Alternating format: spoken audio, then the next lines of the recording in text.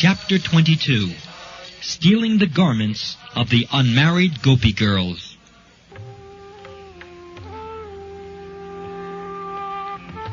According to Vedic civilization, unmarried girls from 10 to 14 years of age are supposed to worship either Lord Shiva or the goddess Durga in order to get a nice husband. But the unmarried girls of Vrindavan were already attracted by the beauty of Krishna. They were, however, engaged in the worship of the goddess Durga in the beginning of the Hemanta season, which is just prior to the winter season. The first month of Hemanta is called Agrahayan, including October and November. And at that time, all the unmarried gopis of Vrindavan began to worship goddess Durga with a vow. They first ate havishyana, a kind of foodstuff prepared by boiling together mung dal and rice, without any spices or turmeric. According to Vedic injunction, this kind of foodstuff is recommended to purify the body before one enacts a ritualistic ceremony. All the unmarried gopis in Vrindavan used to daily worship goddess Katyayani early in the morning after taking bath in the river Yamuna. Katyayani is another name for goddess Durga.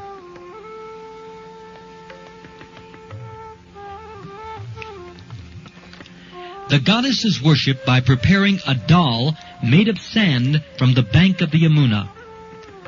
It is recommended in the Vedic scriptures that a deity may be made from different kinds of material elements.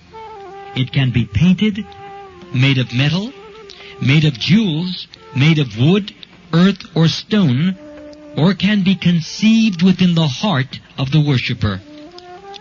The Mayavadi philosopher takes all these forms of the deity to be imaginary, but actually they are accepted in the Vedic literatures to be identical with either the Supreme Lord or a respective demigod.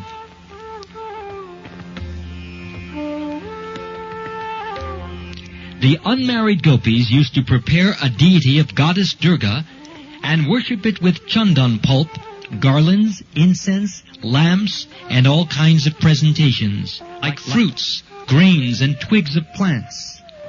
After worshipping, it is the custom to pray for some benediction. The unmarried girls used to pray with great devotion to goddess Katyayani, addressing her as follows: O supreme external energy of the personality of Godhead, O supreme mystic power, O supreme controller of this material world, O goddess, please be kind to us and arrange for our marriage with the son of Nanda Maharaj, Krishna. The Vaishnavas generally do not worship any demigods. Srila Narottam Das Thakur has strictly forbidden all worship of the demigods for anyone who wants to advance in pure devotional service. Yet the gopis, who are beyond compare in their affection for Krishna, were seen to worship Durga. The worshippers of demigods also sometimes mention that the gopis also worshipped goddess Durga, but we must understand the purpose of the gopis.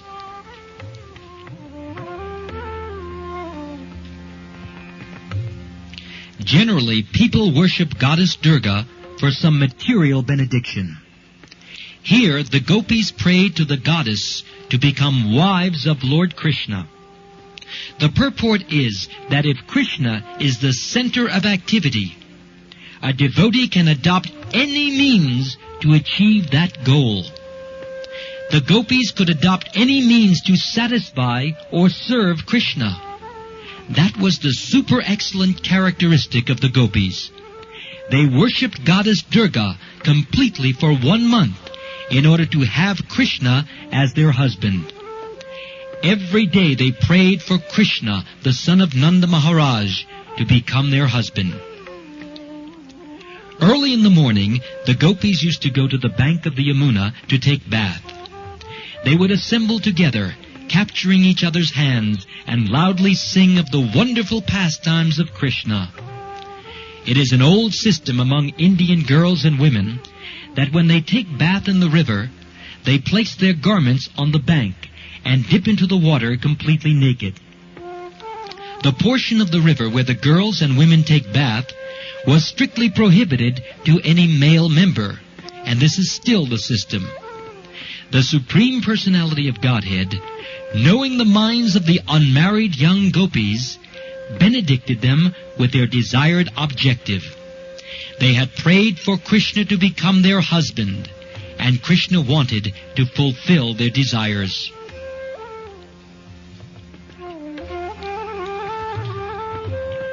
At the end of the month, Krishna, along with his friends, appeared on the scene. Another name of Krishna is Yogeshwar, or the master of all mystic powers. By practicing meditation, the yogi can study the psychic movement of other men, and certainly Krishna could understand the desire of the gopis. Appearing on the scene, Krishna immediately collected all the garments of the gopis, climbed up in a nearby tree, and with a smiling face began to speak to them. "My dear girls," he said, "please come here one after another and pray for your garments, and then take them away. I'm not joking with you. I'm just telling the truth. I have no desire to play any joke with you, for you have observed the regulative principles for 1 month by worshipping Goddess Katyayani. Please do not come here all at once. Come alone. I want to see each of you in your complete beauty, for you all have thin waists. I have requested you to come alone. Now please comply."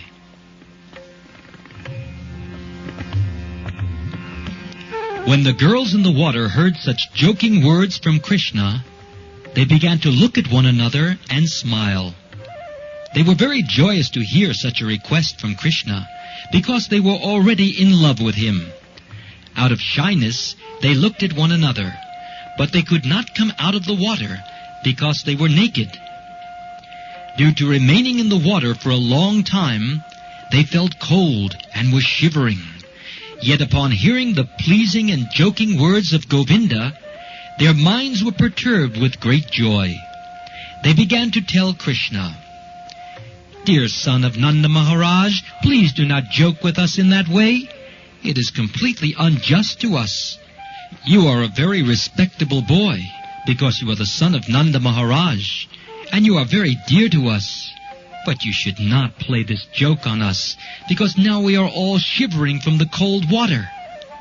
Kindly deliver our garments immediately, otherwise we shall suffer."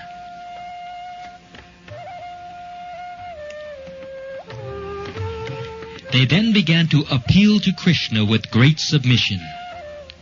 "Dear Shyamasundara," they said, "we are all your eternal servitors. Whatever you order us to do, we are obliged to perform without hesitation, because we consider it our religious duty. But if you insist on putting this proposal to us, which is impossible to perform, then certainly we will have to go to Nanda Maharaj and lodge a complaint against you. If Nanda Maharaj does not take action, then we shall tell King Kamsa about your misbehavior." Upon hearing this appeal by the unmarried gopis, Krishna answered, "My dear girls, if you think that you are my eternal servitors, and you are always ready to execute my order, then my request is that with your smiling faces, you please come here alone, one after another, and take away your garments. If you do not come here, however, and if you lodge complaints to my father, I shall not care anyway, for I know my father is old and cannot take any action against me."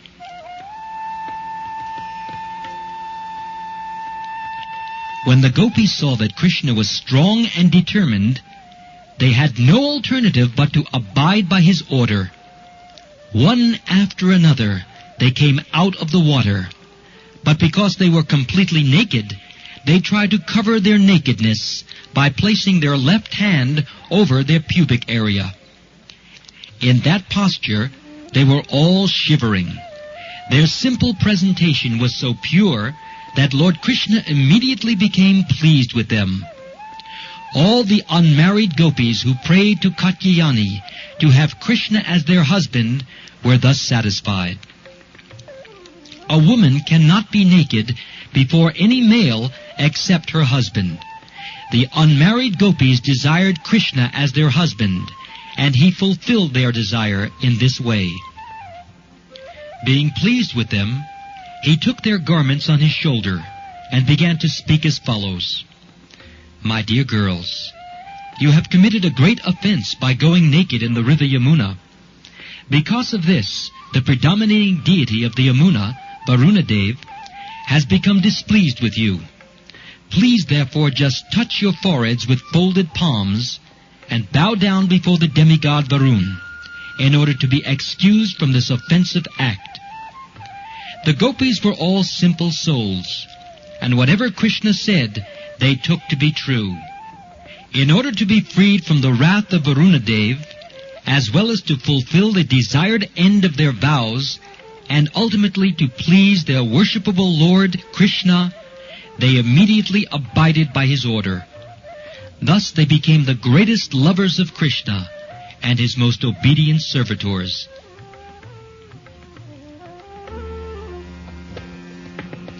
Nothing can compare to the Krishna consciousness of the gopis. Actually, the gopis did not care for Varun or any other demigod. They only wanted to satisfy Krishna. Krishna became very ingratiated and satisfied by the simple dealings of the gopis, and he immediately delivered their respective garments one after another.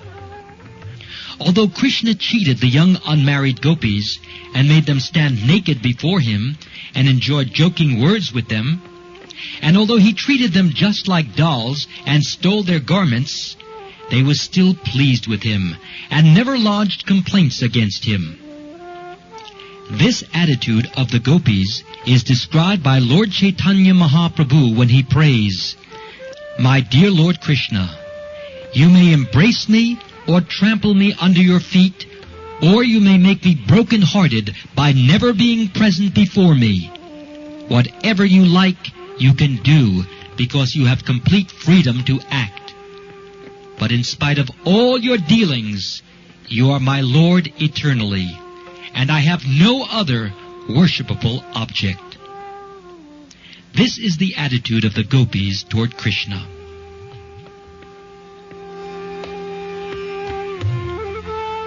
Lord Krishna was pleased with them, and since they all desired to have him as their husband, he told them, My dear well-behaved girls, I know of your desire for me and why you worship Goddess Katyayani, and I completely approve of your action. Anyone whose full consciousness is always absorbed in me, even if in lust, is elevated.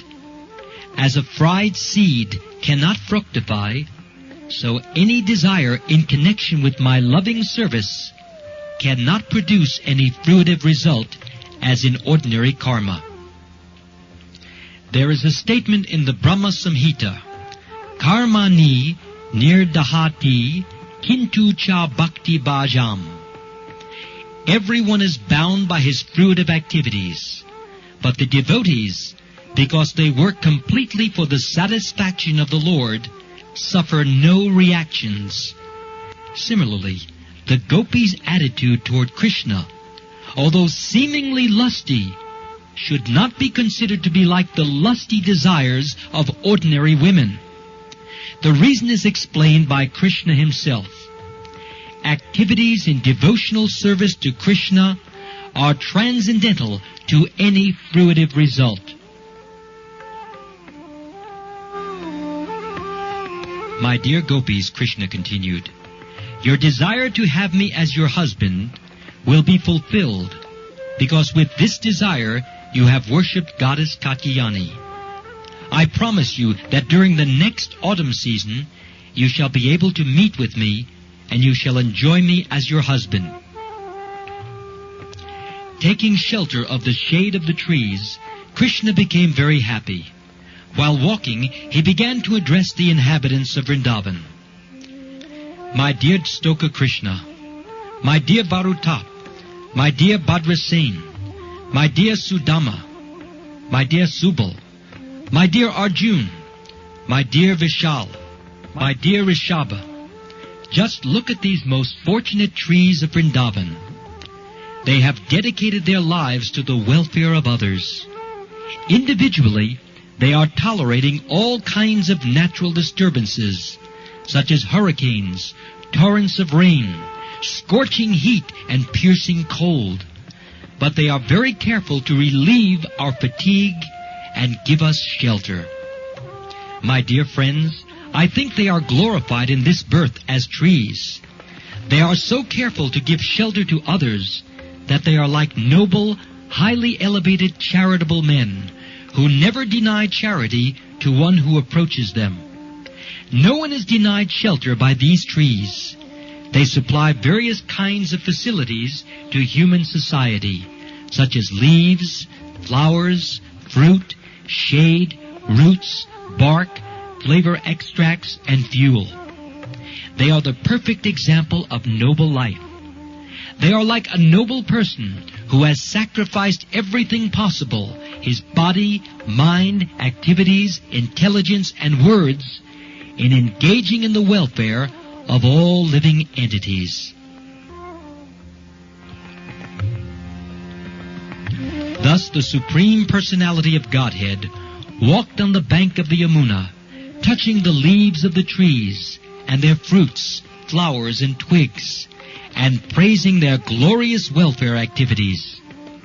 Different people may accept certain welfare activities to be beneficial for human society according to their own views. But the welfare activity that can be rendered to people in general for eternal benefit is the spreading of the Krishna consciousness movement.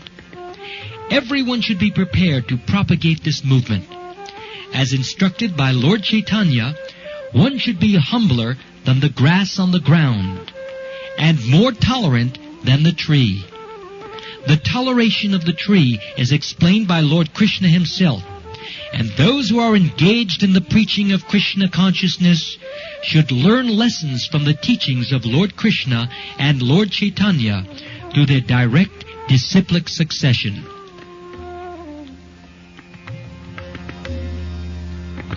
While passing through the forest of Vrindavan on the bank of the Yamuna, Krishna sat down at a beautiful spot and allowed the cows to drink the cold and transparent water of the Yamuna.